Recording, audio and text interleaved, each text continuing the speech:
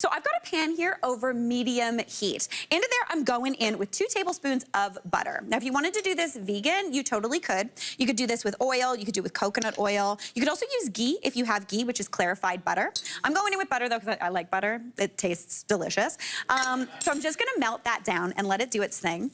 And into there, I'm going in with kind of my aromatics, my base ingredients. So the first thing I have here is 1 yellow onion that I've minced up. Cut it as finely as you want. If you want it nice and chunky, feel free. It just takes longer to cook. So the finer you chop an onion, the quicker it cooks, the quicker you get dinner on the table. Everybody's happy.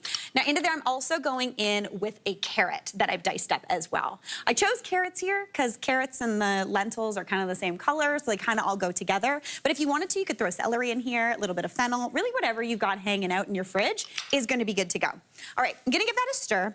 And then I'm going to season that up with a little bit of salt. Now, at this point in the recipe, this salt isn't necessarily for seasoning. It's actually more to draw moisture out of those vegetables to help them cook down quicker and get more caramelized even faster. Because basically, the thing that stops vegetables and meats from getting golden brown is moisture. So getting that moisture out quick is going to help concentrate that flavor.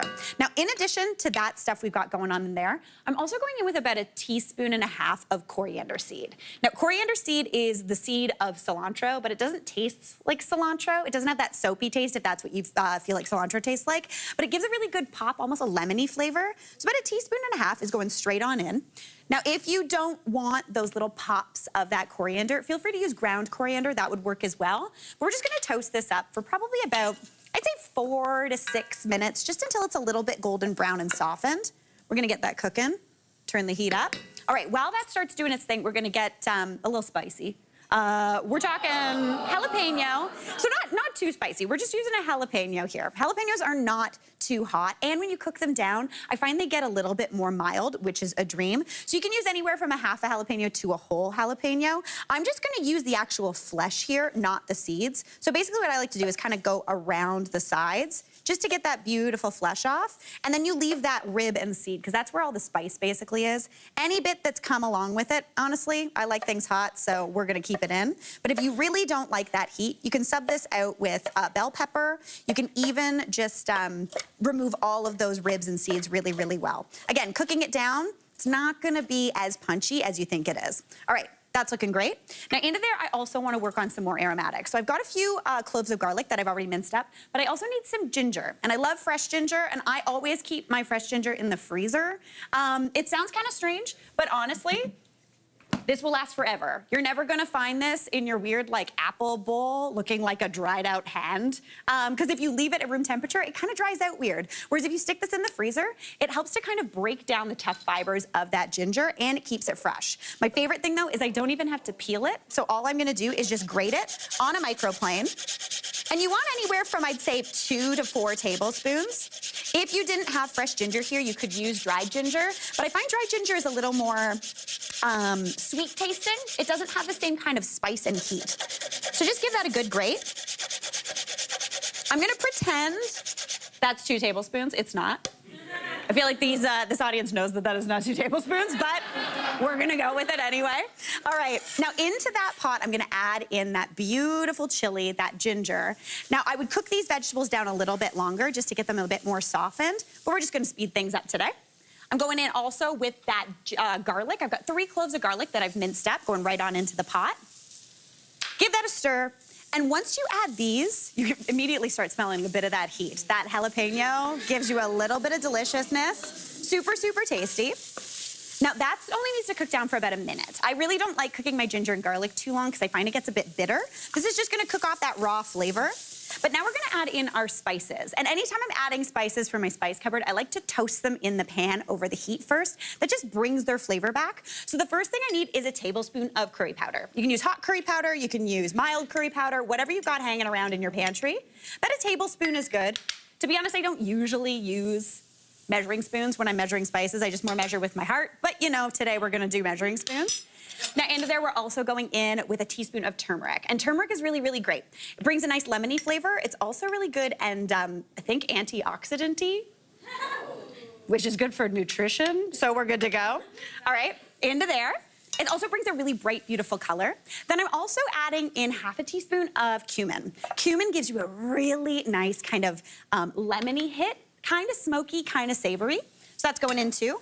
And then I'm gonna add in those lentils. Now the lentils, I do like to toast as well, because lentils, like any sort of dried good, could be sitting on the shelf for a really long time and taste a little bit dusty. That shouldn't turn you off though. They are super, super tasty. So I'm going in with a cup of those red lentils, scatter those in, and just give those a stir to toast for about 30 seconds to a minute, just to give them a little bit of heat.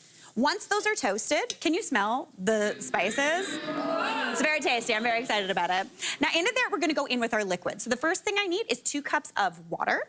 Just pop that right on in. Then I'm going in with a whole can of diced tomatoes. You could also use crushed tomatoes. If all you have is whole tomatoes, that would work too. I'd just give them a little bit of a chop up. Pop those in. And then for some creaminess, I'm going in with a can of coconut milk. I love coconut milk. It's creamy. This, again, keeps it vegetarian. If you did vegan, all you need to do is swap out that butter and you'd be good to go. Give that a stir, and you want to bring that up to a low boil. Once that comes up to a boil, turn the heat down to low, keep it at a simmer, and let it go for just about 18 to 22 minutes, and you end up with something that looks kind of similar, but like this. Those lentils are gonna be tender and delicious. It's really, really good. Now, if you want at this point, you can go in with some greens. If you have baby spinach, feel free to add that in. I'm gonna go in with just a little bit of frozen kale. That's gonna just quickly thaw and defrost in there. It gives you that green color, which is beautiful. While that's just heating through, I'm gonna chop up a little bit of some green onion, as well as a little bit of cilantro, if we're feeling cilantro. I'm gonna have some guests tasting this, so I'm not sure if they like cilantro, so I won't put it on until we know. I personally love cilantro, but if you don't like it, you could just leave it off. You could just do the green onion. You do you. A little bit of that cilantro too. Perfect, perfect. And now let's serve this baby up. Okay, so we have got a ladle here.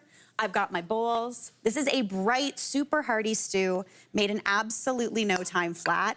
If you want it to be even thicker and creamier, just reduce the amount of water and you'll have a beautiful, wonderful stew that tastes delicious. Listen, I love lentils. I always have them on hand. Anytime I don't know what I want to make for dinner, just boil up a pot of lentils, put whatever you want on it, delish. You're gonna look like a wizard in the kitchen. All right, let's pop this on over here. And I'm gonna add on a little bit of some yogurt, just for some creaminess. Pop that on, right? I'm feeling good about this. And I'm gonna go green onions, but I'm not gonna go cilantro yet because today, it's a very special day here on The Good Stuff because we have a grade 12 food and nutrition class from Richview Collegiate Institute in our audience today. Welcome, everybody. Honestly, y'all are very nice. This is very lovely. And we actually have a couple of students joining us. We've got Ryan and Max are gonna come taste this. Come on out. Hi. We know each other. We're cousins. So this is very exciting. For sure. So, okay, Ryan, you're grade 12? Yeah. Grade 12? What, food nutrition. How are we feeling about it? It's pretty fun. Yeah? Yeah, it's a good class for sure. I mean, we're here. Oh, I know, pretty good. So it's pretty good. Is this a good way to spend a school day? For sure. Been asking you about it. Oh, I love it. Awesome. Okay, fantastic. It's awesome. All right, I'm gonna do a little I love bit it here. of this. How do we feel about cilantro? Sure. Yeah, let's put it on. Oh my gosh, Why not? okay. You guys are brave, I'm into this. Okay, little bit of cilantro right on top. Do you want to give it a taste and see how it is? Yeah. Honestly, eating on TV is the hardest thing. It's the hardest part of my job, I'm not gonna lie. But I'm not making you eat a salad. That's the hardest thing to eat on TV. How are we feeling? It's really good. Do you like it? Wow. Right? It's tasty, really eh? good. Yeah. That's awesome. Great. really good. Oh my God, thank you so much, Ryan Max. Let's hear it for Ryan and awesome. Max. Hey, Mary here. What did you think? Drop your comments below and don't forget to like and subscribe for more of The Good Stuff.